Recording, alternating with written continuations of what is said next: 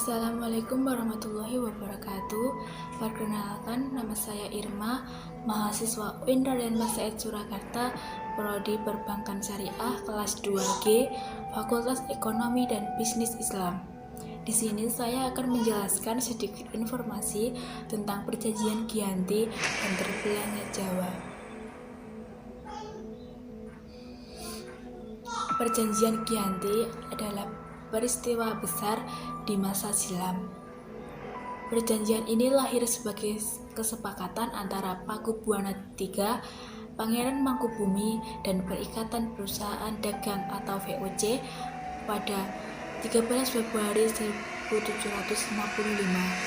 Pada masa silam, perjanjian dibuat dalam rangka meredamkan konflik yang telah terjadi berlarut-larut. Pada saat perpindahan Keraton Kartasura ke Surakarta, api dari peristiwa geger pecinan ternyata belum mati. Ketika itu, Mangkubumi yang membantu Pakubuwana II dalam meredakan api konflik itu mendapatkan hadiah berupa sebidang tanah dari Pakubuwana II. Namun, luas tanah yang diberikan rupanya menimbulkan kecemburuan. Gubernur Jenderal di Batavia, Baron van Imhoff, memberikan keputusan tanahnya tidak jadi diberikan kepada Mangkubumi. Gubernur VOC Jawa Utara, Nicholas Harting, mengambil sikap untuk menyelamatkan daerah operasionalnya secara tertutup.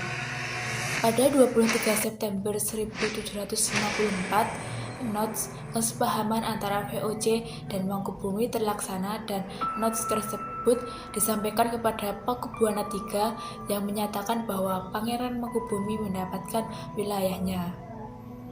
Pada 4 November 1754, Pakubuwana III menyatakan persetujuan atas perundingan Gubernur Jawa Utara dengan Mangkubumi.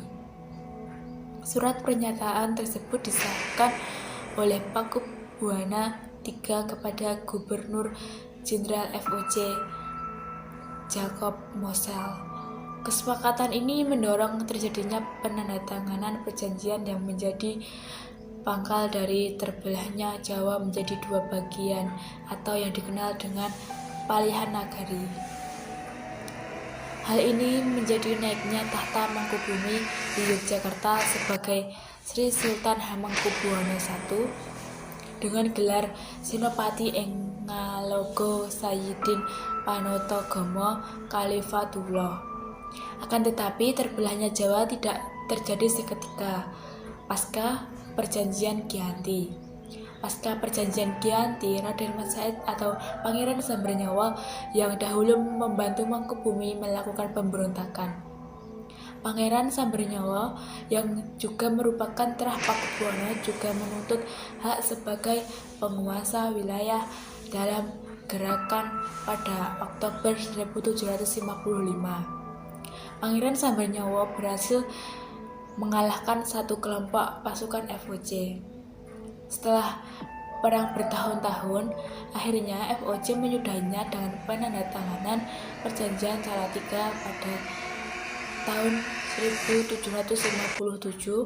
Pada perjanjian itu disepakati bahwa Pangeran Sambernyawa mendapat sebagian dari wilayah Kasunanan Surakarta dengan wilayah kekuasaan yang dikenal dengan Kadipaten Mangkunegaran. Pangeran Sambernyawa pun berjatah tahta dengan gelar Kanjeng Gusti Pangeran Adipati Arya Mangkunegara Lelena Jaya Misesa Senopati ing Alaga Satriya Raga Mataram ing Nagari Surakarta Adiningrat. Pada tahun 1813, Kesultanan Yogyakarta juga terbelah dengan lahirnya Pakualaman. Dengan demikian, tanah Jawa terbagi menjadi 4 wilayah pemerintahan. Demikian yang dapat saya sampaikan. Apabila ada kurangnya saya mohon maaf. Wassalamualaikum warahmatullahi wabarakatuh.